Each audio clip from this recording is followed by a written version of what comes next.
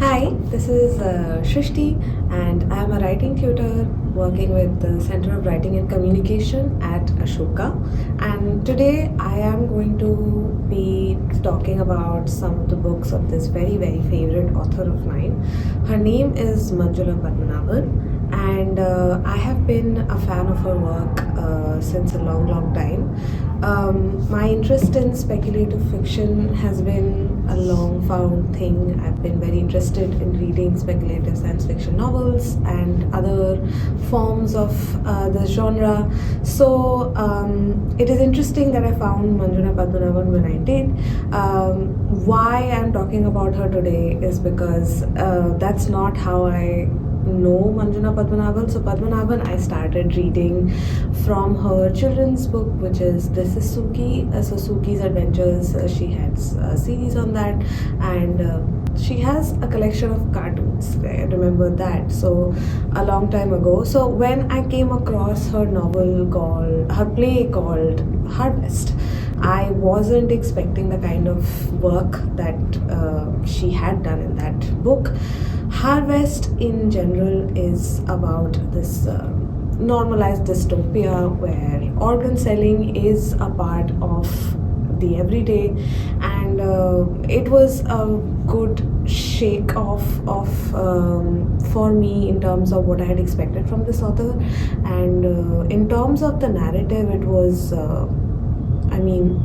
weird in the most positive, and very shaking in the most other end of the spectrum, because it just made me face to face with certain things that were palpable in our society but not really something that I had given a lot of thought to. Suddenly in this play called Harvest, where you come across these very harsh truths of how organ selling is normalized, and it's the dystopia of the urban scape where happiness is equatable with money, and the part which is always sacrificed is of the economically marginalized.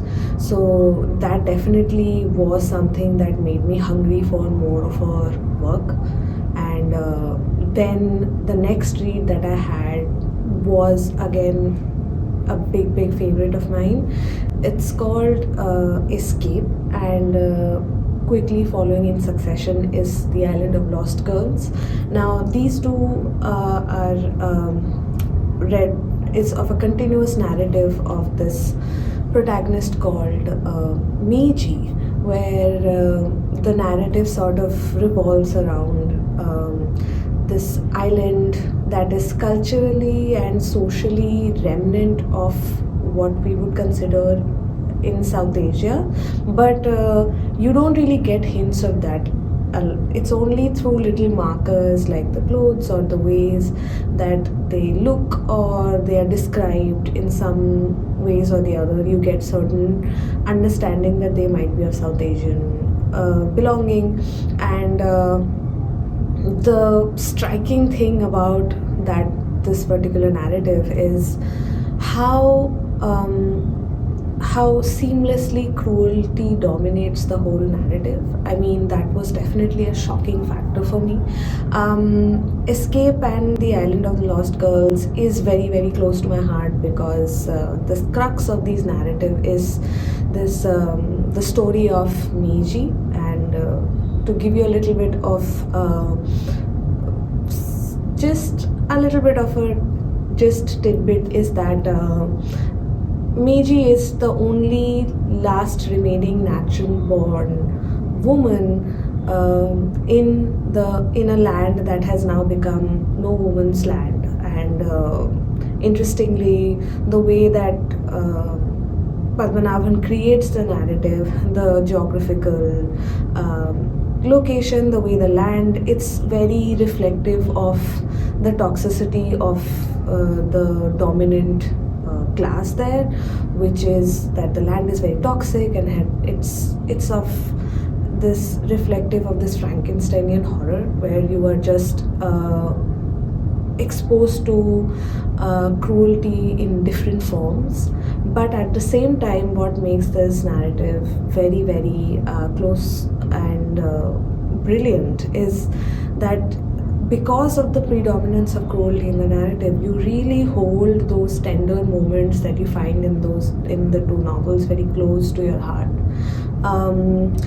Both, I mean, the first part of Escape is this journey of Meiji, who has been kept in an infantile stage, even though she is technically a pubescent teen, by her uncle, who is also on a journey with her to escape this snow woman's land.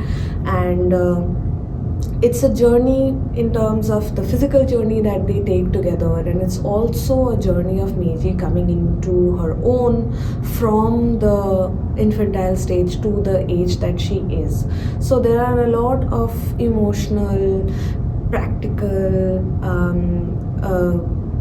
feelings and transformations that happen throughout the novel, and it sort of ends on a note of uncertainty, so you don't know what to expect by the end of the novel. So you don't know whether when they are escaping, whether they find it or they don't find it, which then brings us to the next part of the novel, series, which is the Island of Lost Girls.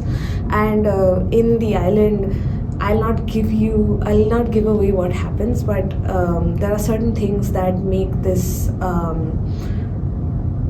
obviously make this novel also very gripping when you're reading it. It's the narrative style sort of ebbs and flows into this dreamscape, or if you want to call a nightmarescape, if that is a word. And you are sort of navigating into the still uncertainty of a larger world, where there are things that are certain, but there are things that are consequences of things that have happened in the first part of the novel. And it's very, very dark, and it's obviously at the same time filled with tender moments. You obviously have it's a continuation of the stories of Meiji, and now another protagonist who joins in. The uncle gains larger narrative space in the novel in Island of the Lost Girls, because rebirth becomes a constant revolving metaphor, and you have sort of a non-linear form of storytelling in the second book, where it sort of goes back and forth, where these two characters are dealing the consequences of what happens when you escape. And I think out of all the books that I've read of Padmanabhan so far, these two have by far been very, very close to my heart, mainly because of the size and the length at which they work. So you have very descriptive, very and you can never root for one character, because the way that the narrative is placed, you don't know whether you will be happy by the end of that novel or not. And it never serves, it's the way the story unfolds, you never get a glimpse of the fact that it's happy reality, or it's ever going to be happy. The only thing that you can hope for by the end of reading these two novels is that something gets solved, or something happens, some way that they get out of. And you are, as a reader, I think you're constantly negotiating or hoping that some positive thing happens out of this. And I think that to create that sort of an emotion and feeling on a reader is very, very powerful. And especially how it handles the notion of a body in exile, of gender, of the othering, in a very relevant time where all of these issues are very, very predominant. So I would definitely recommend reading these two.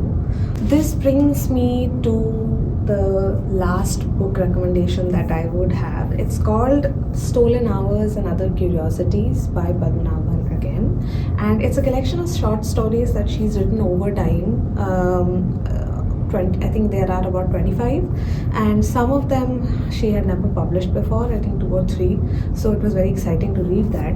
And this book is very reflective of how curious she is as a person. For those who are not willing to maybe dive into the novel because you fear that it's too long, maybe you can start with something like this, because it does have the essence of how she writes. So it has her what the book says, also trademark twist and turns that she takes in her narrative. The interesting thing that got me hooked to this book is her dedication, which is called To Everyone, Everything and Everywhere. And I think that pretty much sums up this book in particular. She has a lot of short stories covering everyone, everything and everywhere. And I think it captures her essence of what she understands of the world in a speculative understanding. And in particular, there are some stories that have stayed with me, like The Pain Merchant, where you have this merchant who sells and records pain of a world that does not know how to experience pain anymore. So you have some sort of glimpse of dystopic futuristic world, in some places not as dystopic. So maybe the narratives are, they deal with the supernatural, sometimes the mythic, sometimes the dystopian. So you do have a whole palette of what works for you and what doesn't work for you in this whole this book. And hopefully this book gets you along to an interesting read and discovery of Padmanabhan herself. That's it from me. Happy reading.